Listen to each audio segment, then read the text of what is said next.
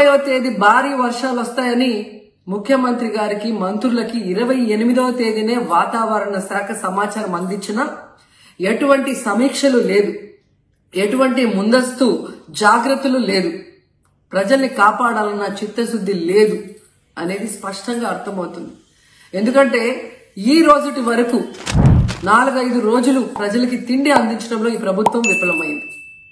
కనీసం ఇది జరిగినప్పుడు సీఎం గారు పనిచేయట్లేదు, వయసు అయిపోయింది. డిప్యూటీ సీఎం గారు, పంచాయతీరాజ్ శాఖ మంత్రి గారు కనీసం తన శాఖను అప్రమత్తం చేసి ప్రజల్ని కాపాడాల్సిన బాధ్యత ఉన్నా ఈ రోజు 5 రోజుల వరకు ఆయన అసలు విజయవాడ వైపే రాలేదు. ఇక ఆ కాన్స్టిట్యున్సీ ఎమ్మెల్యే ప్లస్ రాష్ట్ర మంత్రి లోకేష్ గారు మొత్తం మునిగిపోయి మంగళగిరి, విజయవాడ అల్లల్లాడిపోతుంటే ఆయన హైదరాబాద్ లో ఎంజాయ్ చేస్తున్నారు. ఇక హోంమంత్రి గారు తెలిసిన సంగతే. ఇక మున్సిపల్ శాఖ మంత్రి నారాయణ గారు ఈరోజు విజయవాడని ముంచేసింది ఈ మున్సిపల్ శాఖ నిర్లక్ష్యం కాదని నేను అడుగుతున్నా. ప్రజల్ని సురక్షిత ప్రాంతాలకు తరలించే విధంగా ఈ నారాయణ గారు రివ్యూ చేయకపోవటం వల్ల ఈరోజు లక్షలాది మంది నీళ్లలో మునిగిపోయారు. వాళ్ళందరూ కూడా ప్రభుత్వం ఎప్పుడు కాపాడుతుందా అని ఎదురు చూస్తున్నారు, అయినా వీళ్ళకి పట్టింపు లేదు. ఇక రామానాయుడు గారు ఇరిగేషన్ మంత్రి, కనీసం ముందస్తు రివ్యూలు లేదు. కనీసం వరదలు వచ్చి ప్రజలు మునిగిపోతుంటే బోట్లను కూడా కొనుగోలు చేసో రెంట్కి తీసుకొని ఆ ప్రజల్ని తరలించే కార్యక్రమం ఆయన కూడా చేయలేదు. ఇక ఎప్పుడు వరదలు వచ్చినా, భారీ వర్షాలు వచ్చినా ముఖ్యమైన శాఖ రెవెన్యూ శాఖ. అనగాన సత్యప్రసాద్ గారు ఈయన విహారయాత్రలో ఎంజాయ్ చేస్తున్నాడు. కనీసం పునరావాస కేంద్రాలు ఏర్పాటు చేయాలి, మరి ఆ ప్రజలకి పాలు, తిండి అన్ని అందించాల్సిన బాధ్యత ఉన్నా ఏం పట్టించుకోలేదు. సో ఈ విధంగా చంద్రబాబు నాయుడు గారి దగ్గర నుంచి మంత్రులంతా కూడా ప్రజల్ని గాలికి వదిలేసి ఎలా నిర్లక్ష్యం వహిస్తున్నారో చూడండి. ఇప్పటికైనా వాళ్ళు కళ్ళు తెరిచి ప్రజల్ని కాపాడండి అని చేతులెత్తి నమస్కరిస్తున్నా. గతంలో జగనన్న ఏ విధంగా వాలంటీర్ వ్యవస్థ ద్వారా, సచివాలయ వ్యవస్థ ద్వారా ప్రజలకి ఏం కావాలన్నా ఇమీడియట్ గా వాళ్ళకి అందుబాటులోకి తీసుకెళ్లటమే కాకుండా ఏదైనా ప్రకృతి వైపరీత్యం వచ్చినప్పుడు వెంటనే వాళ్ళని సురక్షితంగా కాపాడే విధంగా ఈ సచివాలయ వాలంటీర్ వ్యవస్థని ఉపయోగించుకోండి. జగనన్న మీద కక్షతో ఆ వ్యవస్థల్ని నాశనం చేయడం వల్లే ఈరోజు ప్రజలకు ఎవరు ఏం అందించలేకపోతున్నారని తెలుసుకోండి. అండ్ ఈరోజు జగనన్న విజన్ ఉన్న నాయకుడు, ప్రజల్ని ప్రేమించే నాయకుడని మరోసారి రుజువు చేసుకున్నారు. ఆయన కట్టించిన ప్రొటెక్షన్ వాళ్ళు లేకపోతే ఇంకా 1,50,000 పైగా కుటుంబాలు మునిగిపోయే ప్రమాదం ఉండేది. ఈరోజు ఆ ప్రాంతమంతా సేఫ్ గా ఉంది విజయవాడలో ఒక సైడ్ అంటే అది జగనన్న ప్రజల పట్ల ఉన్న అభిమానంతో ఆ ప్రొటెక్షన్ వాల్ కట్టించడం అనేది కూడా మనం అందరం గుర్తుంచుకోవాలి.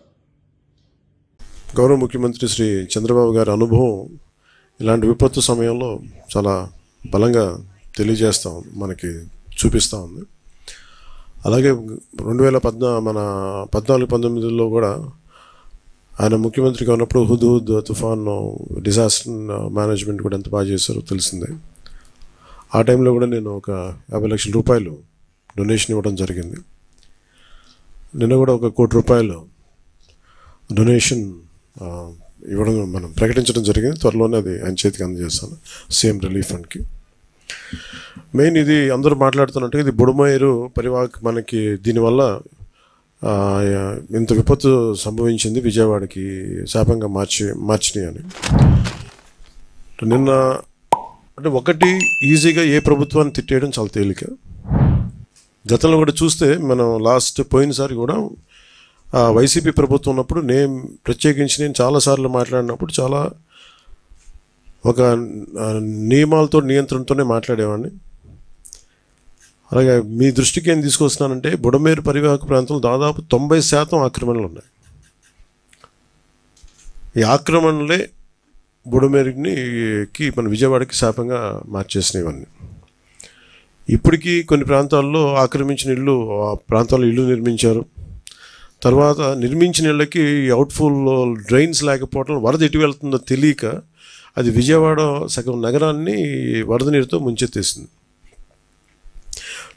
ప్రతిసారి ఇప్పుడు మీరు హైదరాబాద్లో చూసినా కానీ వీళ్ళు వాళ్ళ హైడ్రా అని చెప్పి వాళ్ళు స్టార్ట్ చేసి డెమాలిషన్ డ్రైవ్ కొన్ని వందల చెరువులు ఉన్న ప్రాంతాన్ని లోతట్టు ప్రాంతాలని, ఫుల్ ట్యాంక్ లెవెల్ ప్రాంతాలని ఒక 20 yearsగా 30 yearsగా ఏం లేదు, వరద లేదు, నీళ్లు లేవు అని చెప్పి ఇల్లు కట్టేయడం జరిగింది అక్కడ కూడా.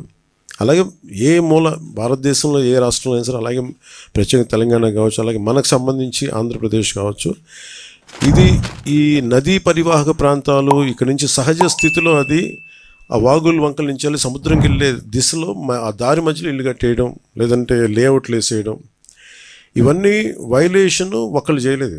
కొన్ని దశాబ్దాలుగా కొంచెం ఇంక్రిమెంటల్గా చేసుకుంటూ వచ్చి అది చేసుకుంటూ వచ్చారు. ఇది కూడా మేము అడ్డగోలుగా కూర్చోబెట్టి ఇది వైసీపీ ప్రభుత్వం మాటలు కాకపోతే వాళ్ళు చేసి ఉండాల్సింది. ఎంతో కొంత ఒక ప్రయత్నం కూడా చేయకుండా ఇలాంటి పరిస్థితుల్లో ఇంత సమర్థవంతంగా ఆ వయసులో ఆయన బుల్డోజర్లు ఎక్కి అసలు చేరలేని ప్రదేశాల్లో, వెళ్ళలేని ప్రదేశాల్లో కూడా ఆయన బుల్డోజర్ ఎక్కి, ఆయన పోక్లైనర్లు ఎక్కి, ట్రాక్టర్లు ఎక్కి గౌరవ ముఖ్యమంత్రి గారు అది అప్రిషియేట్ చేయాల్సిందిపై ఆయన విమర్శించడం ఇది సరైన పద్ధతి కాదు, మార్చుకోవాలి వైసీపీ నాయకులు. అలాగే వైసీపీ నాయకులకు కూడా నా విన్నపం, నా విజ్ఞాపన, మీరు విమర్శించడానికంటే కూడా ఇది మనందరి ఉమ్మడి సమస్య, ఇది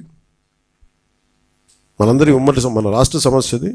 సో మీరు కూడా నడుము వంచి, మీరు కూడా బయటకు వచ్చి, మీరు కూడా సహాయక చర్యల్లో పాల్గొనాలని మనస్ఫూర్తిగా కోరుకుంటా ఉన్నాను. అలాగే గత 2-3 రోజులు నేను కనిపించట్లేదు అది ఇది అని మాట్లాడుతాను. ఒకటి చెప్తాను, ఇప్పుడు నేను వస్తే నాకు ఇబ్బంది ఏంటంటే ఈ సహాయక చర్యల్లో ఇబ్బంది పడిపోద్ది.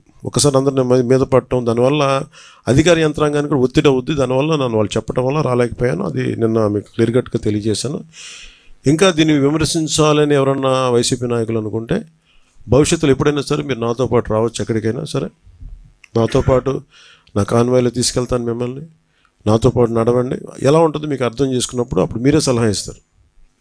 అందుకని దయచేసి దీన్ని ఒకసారి మీ దృష్టికి తీసుకొస్తారు. కానీ విమర్శించే వైసీపీ నాయకత్వానికి ఎవరికైనా సరే రాష్ట్ర ప్రభుత్వం చేస్తున్న ఈ చర్యల మీద ఎవరన్నా విమర్శించదలుచుకుంటే వాళ్ళందరికీ కూడా ఫస్ట్ మీరు సహాయం చేసి మాట్లాడండి.